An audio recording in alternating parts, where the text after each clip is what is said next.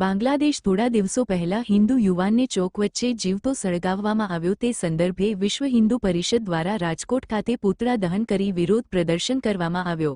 અહેવાલ સંજય પોપટ. પરેશભાઈ રૂપારેલિયા, રાજકોટ વિશ્વ હિન્દુ પરિષદ રાજકોટ વિભાગ સહમંત્રી.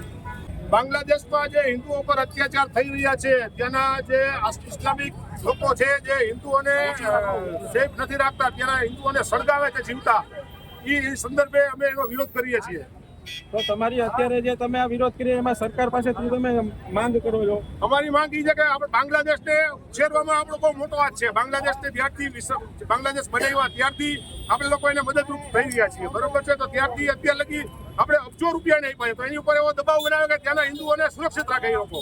તમારા આજે વિશ્વ હિન્દુ પરિષદનો જે કાર્યક્રમ છે એ આખા ઇન્ડિયામાં થવાનો છે કે આખા ભારતમાં આ કાર્યક્રમ ચાલુ જ છે? આ સમગ્ર ભારતમાં આ કાર્યક્રમ હિન્દુઓને બચાવવા માટેનો કાર્યક્રમ ચાલુ છે. તો તમે આપણા દેશવાસીઓને શું સંદેશો આપવા માંગો છો? આપણા દેશવાસીઓને એક જ સંદેશો આપે કે હિન્દુઓ તમે એક રહો તો સેફ રહેશો, જો કટેંગે તો કટેંગે.